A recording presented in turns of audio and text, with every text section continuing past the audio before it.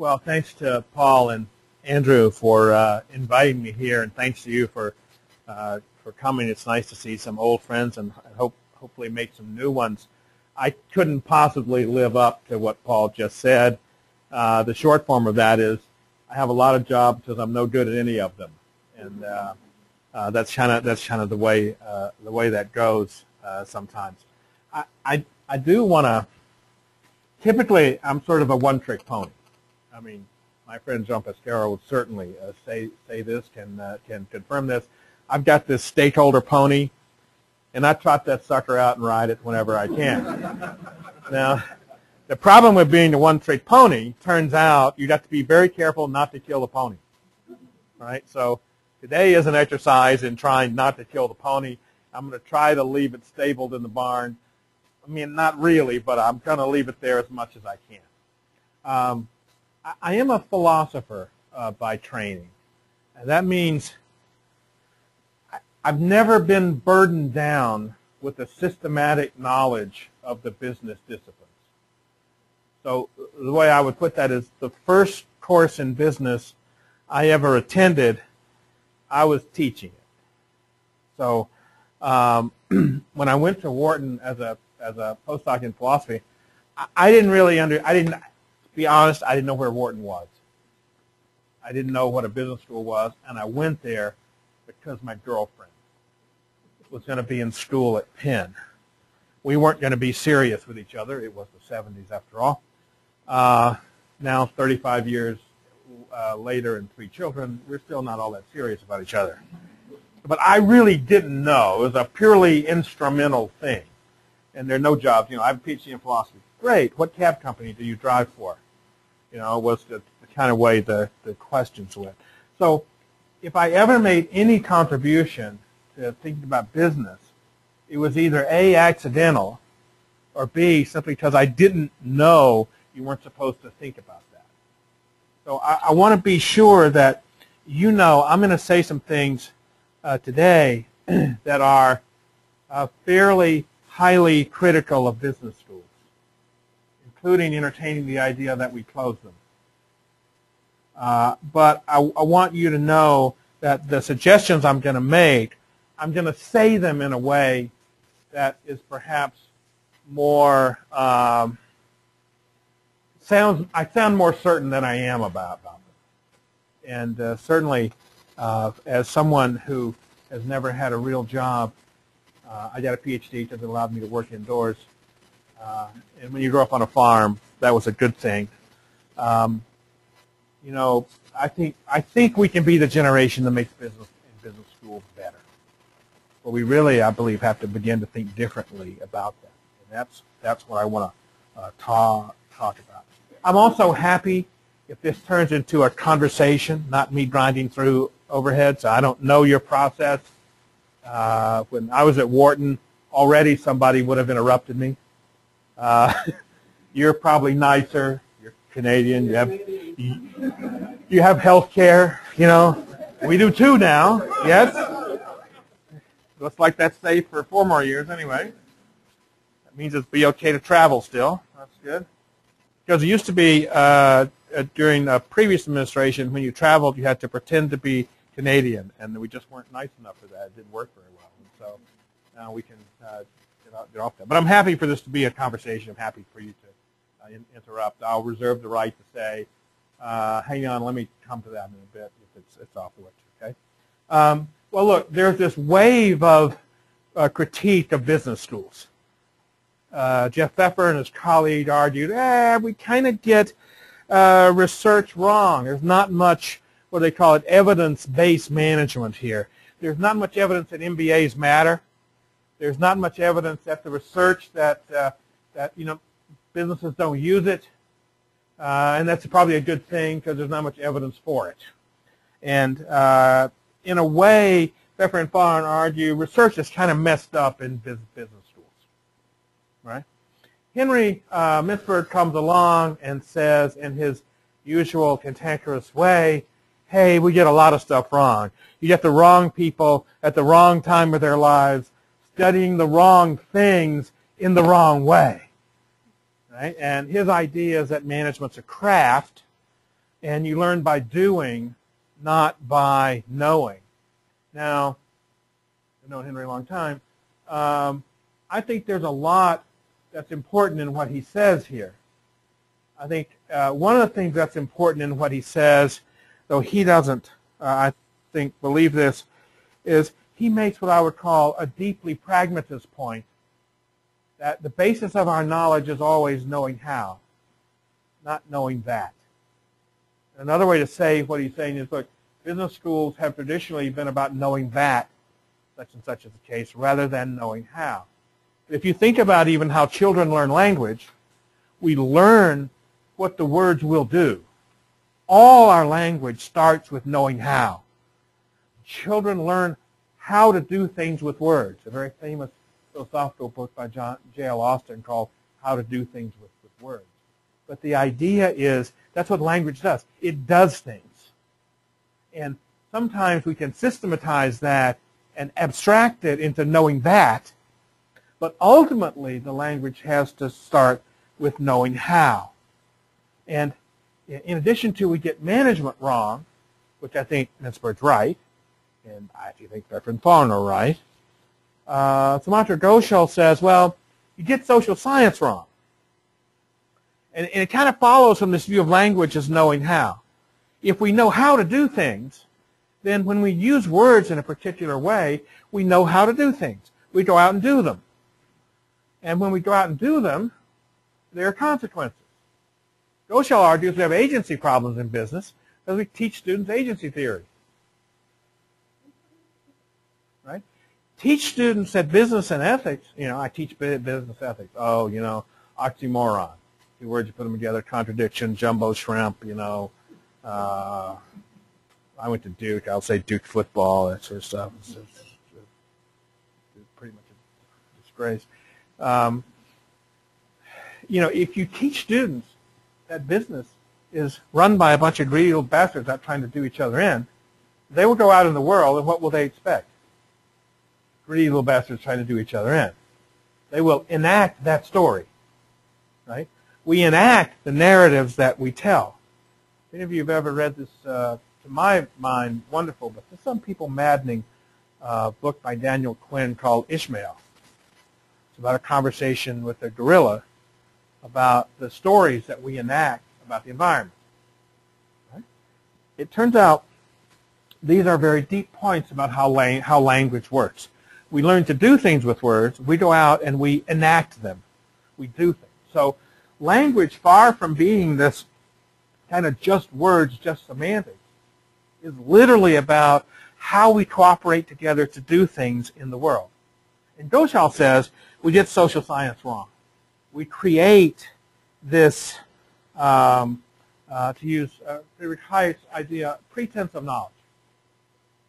Right? We have this pretense of knowledge, and geez, you see this in every management journal around. We create the sort of pretense of knowledge that we actually things are a lot more precise and sure than they are.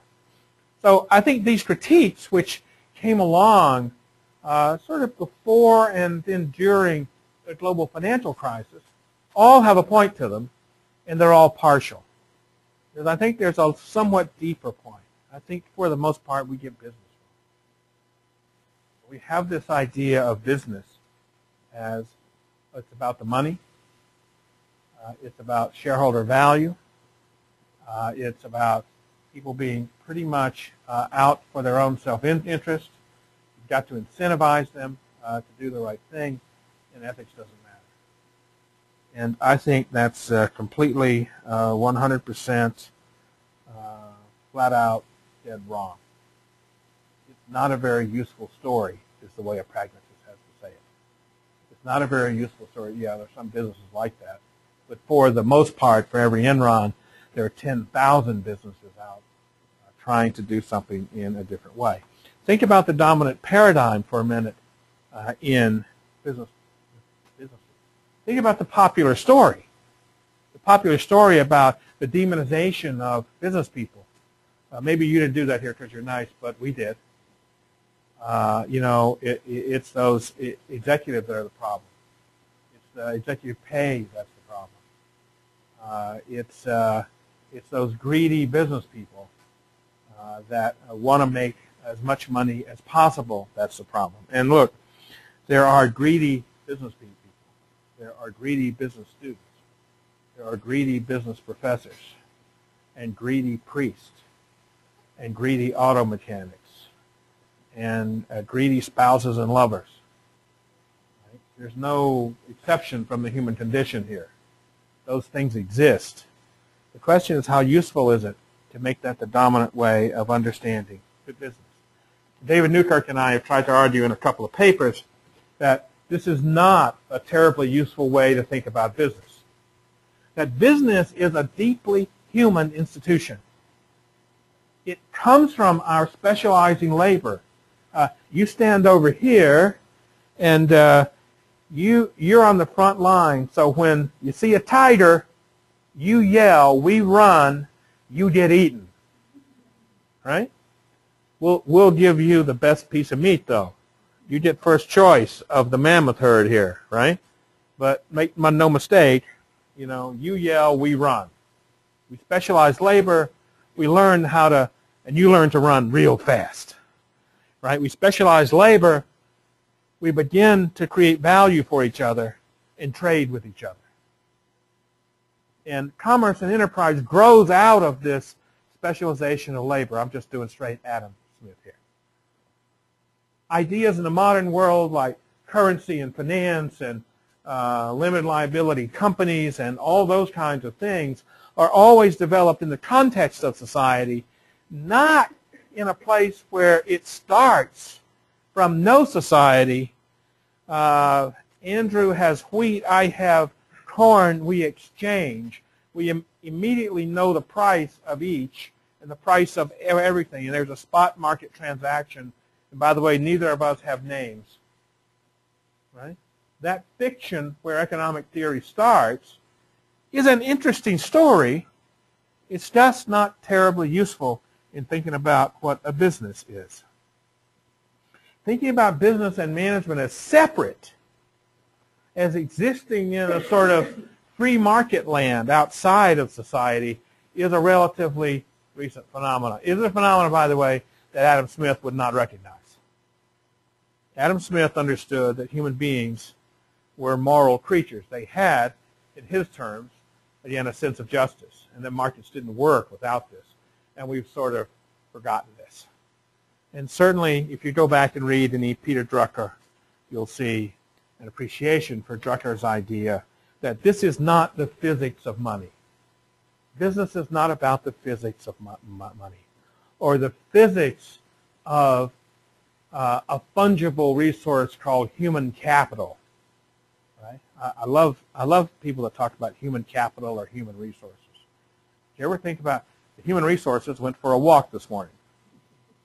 The human capital needs to eat lunch. It doesn't work, right? It's a view of organizations that, again, can be helpful for some purposes. But in trying to understand how we create value in trade, I would argue it's not very helpful. That, in fact, complex human beings are what's central to thinking about management. And this means that there are sort of two fundamental questions which I believe have to be at the core of any way of studying how business works. The first one is sort of what does it mean to be a fully complicated human being? Harry Levinson was a kind of cantankerous old guy at Harvard Business School, was a Freudian psychoanalyst, and he would routinely ask the executives and students, what's the major way of most companies think about motivation? And they would say, what they still say when I ask them, rewards and punishment, right? And carrot and stick. And Levinson would go to the board and he would draw, well, I got chalk, I'll do this. I'm now about to prove that my daughter, the artist, gets nothing from me. That's a carrot, just in case you didn't work that out. And that's a stick. And Levinson would argue, what animal is in between that? And people would say, if you said bunny, you need to go and have some work done on your head. But Levinson would say a jackass. Or the people would say, jackass is between that. you know. And the major, and Levinson's idea was what you called in a brilliant book called The Great Jackass Fallacy, published in the 50s. So, you know, maybe human beings are a little more complicated than jackasses. Now, Levinson thought they were complicated in a Freudian sort of way. You don't have to believe that. But, you know, because it's certainly in business schools, we don't talk about things like sexuality. Those are taboo things. But however you think they're more complicated, that's where things have got to start. So, you know, and in fact, it's a little worse than this, because what happens when you have rewards and punishments like this? What do people start doing? They start nosing around for the carrots. You know, oh, you mean if I publish in this list of journals, I'll get this? Oh, okay. And if I don't, I have to teach more? Oh, my, I better start doing this. In other words, we're turned into jackasses. Right? So really nice. I'm a real fan of TED. You know what TED is, right? Daniel Pink has a TED Talk on Drive, his book called Drive.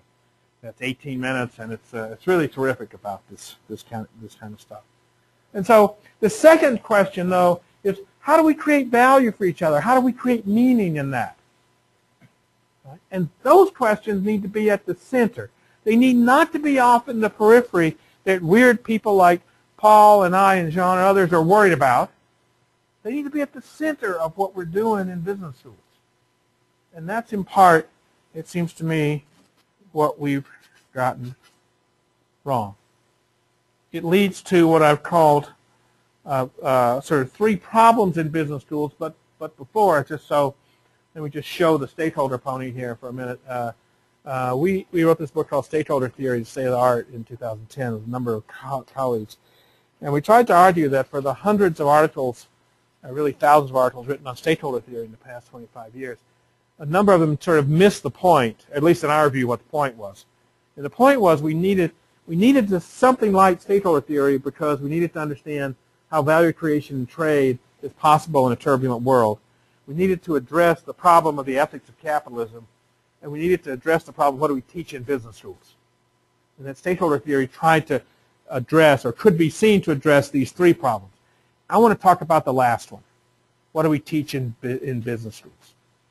This in itself, I think, has three interconnected problems that I'm going to call the problem of research, the problem of the separation fallacy, and a problem of business knowledge. Right? And I am either preaching to the choir here, or I am talking to enemies. To the choir, great, I love y'all. To enemies, I have a black belt in Taekwondo. Let's be clear about it. It's peaceful. Right? Well, Hayek, again, is very useful because Hayek is generally seen as a very conservative thinker. He's actually a libertarian thinker. And I have a lot of sympathy for a lot of what he says. And here, in this Nobel lecture where he talks about the pretense of knowledge, he talks about this idea that you get a lot of complex phenomena. Oftentimes you can't figure out what kind of data there are to measure it. So you end up measuring what the data is, the data you have. And what that means is that the kinds of things you end up being able to say with that aren't terribly useful. It's a little bit like what we philosophers would call the keys under the light problem. You look for your keys under the light because that's where you can see, not where you have dropped them. Right? If you think about the kind of work we do in management theory, a lot of it turns into doing work with data that's available.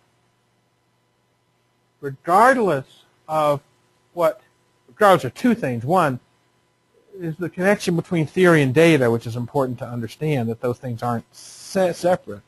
But regardless, again, of how we conceptualize the underlying phenomena. And that's a real problem. I don't need, how many people in this room have had a good paper, you may not be a judge if it's a great paper, but a good paper rejected from an A journal in the last 2 years?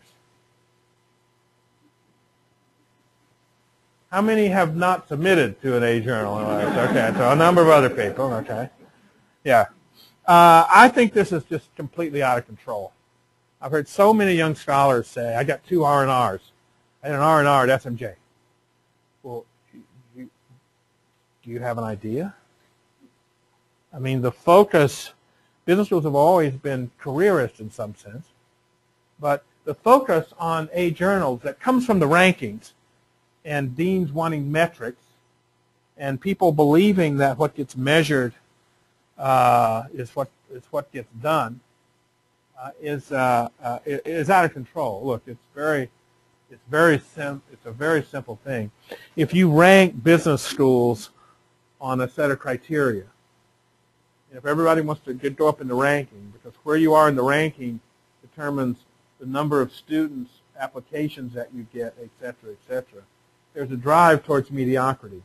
There's a drive towards everybody becoming the same, rather than people becoming unique. I happen to work at what I think is the best teaching institution in the world. Not because we know a lot of it, but because we take it really seriously. Our job is first and foremost to inspire our students. And we get hammered in the rankings for some of the things that we do. Now, there's some of the rankings, like The Economist, where I think we were number 3 in the world, that pay attention to student satisfaction, et cetera, are there.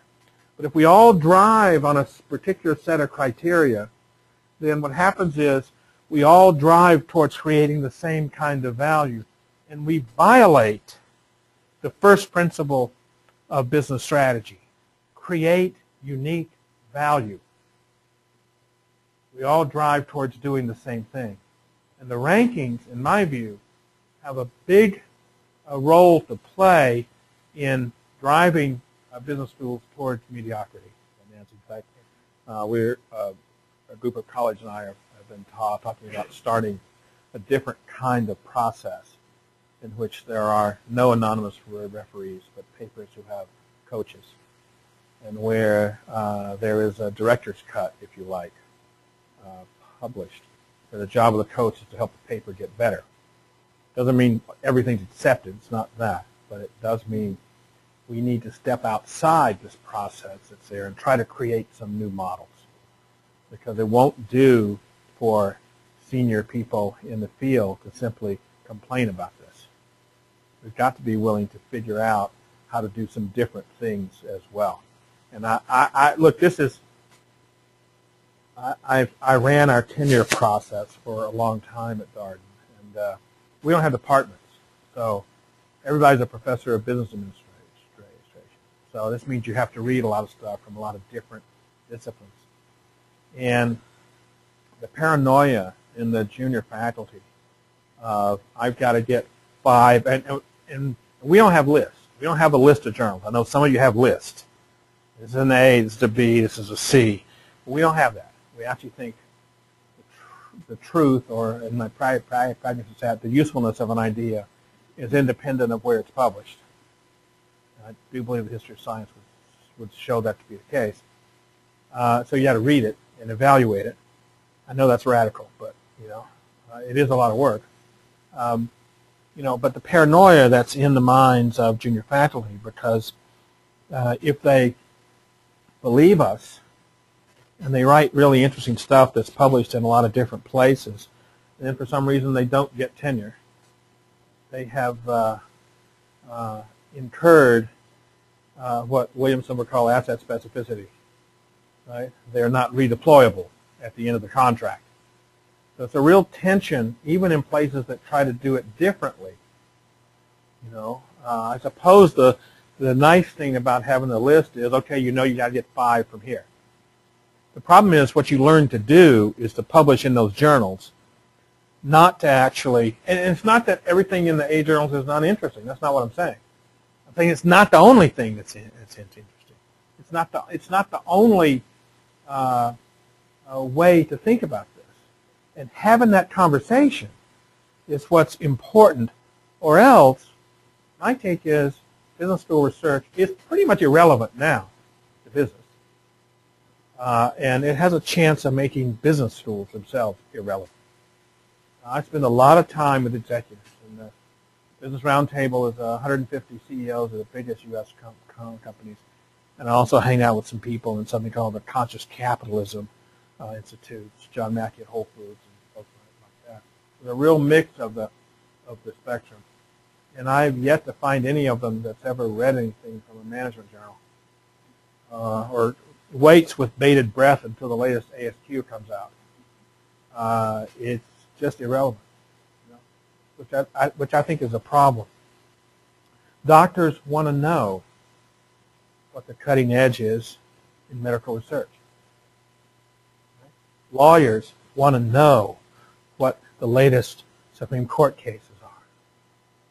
Managers don't give a damn about the so-called cutting edge of management theory. And that's a problem. A real problem. Rethinking research is not about this stuff. It's not about rigor and relevance or theory and practice. It's not a great word that my former, now departed colleague, Richard Gordy, used to use, methodolatry. I really like that. I don't need to say anything more about it. The word says exactly what it means. And you know what that is. Rethinking research is not that, but it's interconnected with the kinds of narratives that we tell about what those issues turn out to be. I think it needs to look different. It needs to look more like narrative and only sometimes like science. We need to think about new narratives, new questions that build on our moral vocabulary that we have, that build on our vocabulary about what a human being is that we have. And at a minimum, so when I went to Wharton, it was 1976. I was young and a lot more arrogant, if that's believable, than I am now, and really full of myself as a philosopher. I mean, you got to be as a philosopher. You don't have anything. You don't have any data. All you got your wits, and so you got to kind of, be sharp about that. And I thought positivism kind of died in the 1930s, right? Because philosophers is over then. Right? And if you ever had any doubts, 1951, very famous paper by Van Quine called Two Dogmas of Empiricism, just puts the nail in positivism. And then Wittgenstein's writings came out, et cetera, and it was just like, it's over. And I found positivism alive and well at the Wharton School, and alive and well in every business school. Today, flourishing, right? In a way that continues to appall me, because positivism simply ignores the moral and ethical dimension. Right? The basic idea articulated in A.J. Ayer's brilliant book in the 1920s, Language, Truth, and Logic. What's true is verifiable. Right? You got to be able to verify it in the world. It's Popper's idea about falsification. Right? Is that falsifiable? Oh, okay. So that's the end of positivism. Right? Is the idea that it's got to be verified in the data, that theory and data stand in a relationship of one verifying the other. So that there are hypotheses, we collect some data, and that verifies the theory. That's not how language works. You can't ever think about data in a way that's not theory-laden. There's no such thing. The very categories and ideas that we use, the very way we learn to do language. Remember, language is about knowing how, not knowing that. There's no theory-free piece of data. There's no piece of data that stands in this confirmation relationship to theoretical sentences. Quine put it brilliantly in a book called Word and Object when he says, sentences do not confront the tribunal of experience alone. Everything brings their background disciplines with. And so if we think about knowledge as narratives, as a set of stories that we tell, it seems to me to be a more useful way to think about it. One of the funniest things I find in management, I mean funny, strange, because it sounds more arrogant than I mean it, is this idea of qualitative versus quantitative. What we mean by qualitative is how can we dress up stuff to look quantitative?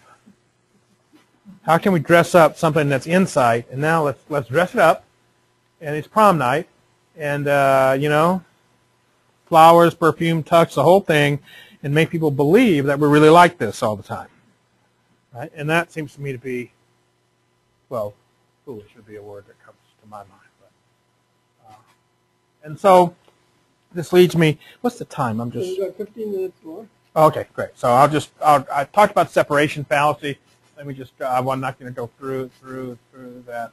I do want to talk about. It's a book by Hilary Putnam called "The End of the Fact-Value Dichotomy," which, if you don't know, is a really terrific book. He talks about the entanglement of facts and values, and how. I'll give you a simple example. He's cruel. Is that a factual statement or a value statement? No, that's right. And the answer is both. Right? That facts and values are entangled with each other. I'm telling you something about the way he is, and I'm making a normative statement as well. And you can't sort those things out. Putnam does this in kind of great detail, and it's a very readable book if you don't have much patience to read philosophy these days. So I'm going to talk about this just quickly.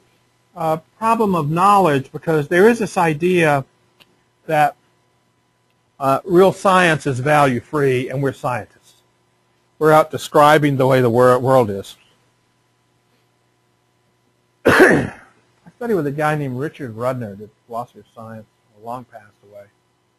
He had this famous paper in Philosophy of Science, the journal, 1953, called "The Scientist Cross Scientist Makes Value Judgments."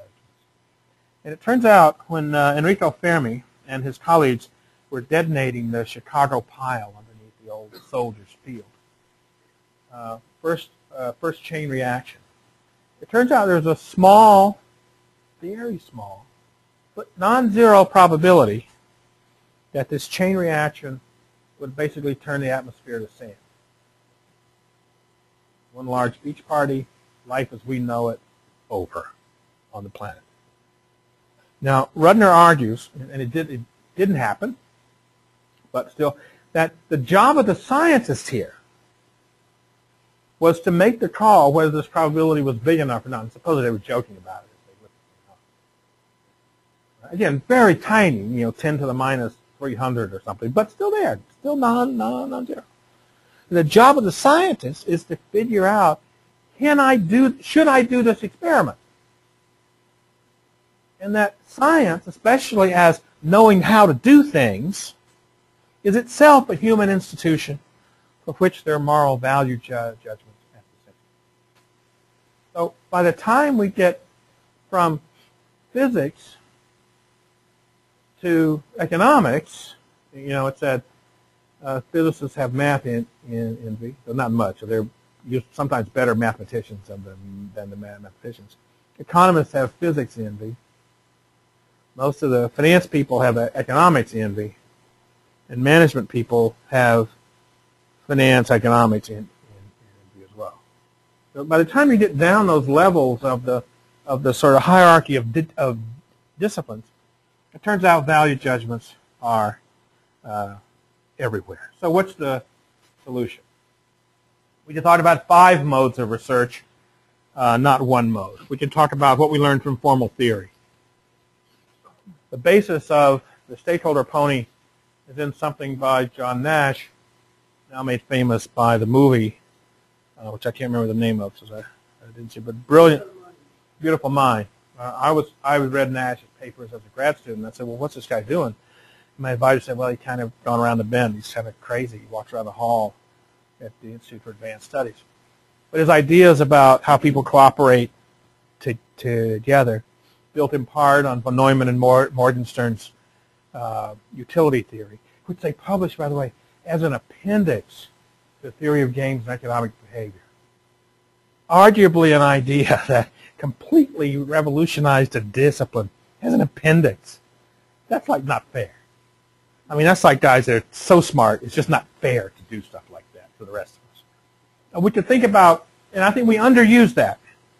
We underuse that. We don't think enough about things like the work of people like Thomas Shelley, of things like Prisoner's Dilemma, Ulysses and the Siren, Newton's Paradox, the so-called paradoxes of rationality, all of which give us tremendous insight into management.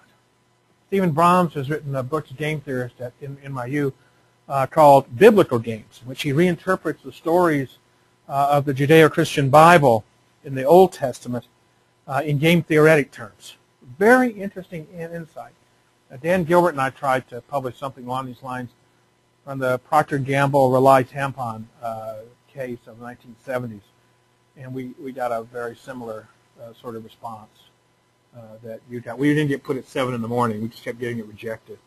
It was a very simple two-person, two-strategy game theoretic thing, where we're trying to generate insight, not generate theory that works for all situations, for all times, etc. I'm going to talk about the second one. That's mostly what we do. The third one is interesting because I always thought when I wrote my old stakeholder book, these were my, not Cat Gets the Reeves, I didn't know him, but the others were my heroes. I was trying to make sense of what was going on in the companies I was working with as a consultant, and the things I was seeing in the world. I didn't realize you had to dress this up and call it qualitative, so I didn't do any of the stuff you're supposed to do with inter-rater reliability and all that stuff, which again I don't have any problem with. I'm just saying there's a clinical method here which is interesting and valid, and we ignore. Whether Whole Foods, the principles of Whole Foods, can work for every company is one question. The second question is, what are they doing? And how are they making meaning? And how do they see complex human beings there? And that in itself is, it seems to me, worthy of study, because I want to know how to do that. I want to know where it's going to work and then where it might not want to work. The clinical empirical stuff, for which there's very little, I mean, every journal says we do case studies too, but they don't.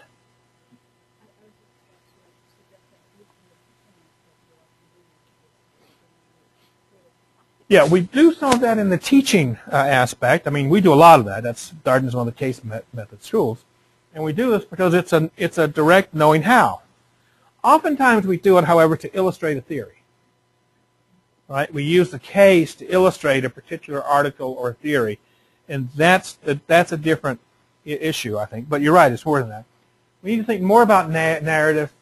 And my recent passion, we need to think more about the arts. I really think that I teach a course called Leadership Through Theater. I've done a version of it with music.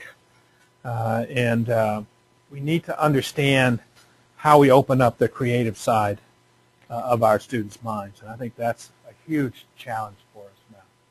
So that's just some questions. And I'll leave these behind if you want them. That's just some suggestions for how we might think about what my former mentor Eric Trist would call the open texture of knowledge here. One of the things we need to do is recreate the disciplines. We need some new disciplines in business schools, especially the creative arts. And we need disciplines created from practice. Where do our students learn how to deal with employees who are also owners and customers? Nowhere. The stakeholder roles themselves are embedded in a particular way of thinking about business that works for some but doesn't work for all. We need morally thick business disciplines. What do I mean by that? We need business disciplines where the concepts are morally thick. They're in front. They're not some to be suppressed and get as value free as you can. I'll give you an example. If you, that's recreating finance without the separation fallacy. What are some thick ethical ideas? Rational is an ethical idea. So is ownership and what that means. It turns out shareholders don't own companies. There's a great little book by Lynn Stout called The Myth of Shareholder Value. Value creation, what a market is, turns out to be a moral, an idea that's rich in pro-social behavior, in thinking about human beings as collaborative animals rather than self-interested animals. And, for instance, there are some questions What's a responsible investor? So if investors were responsible, what would happen to financial markets? How would you do accounting if you thought investors weren't the main beneficiary of the corporation? Similarly with marketing, I think the fifth P in marketing is promise. You know, price, promotion, place, whatever the other one is, product, and promise.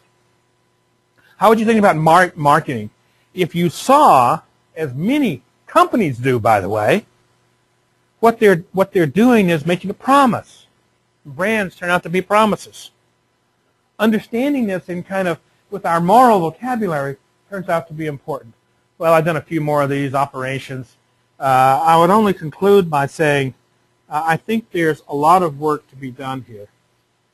And I've just tried to sketch out a little bit of how research in business schools would look differently. And I think teaching looks a little bit different as well. So let me just stop there. I apologize for taking so much time and see if we have some time for questions. Okay.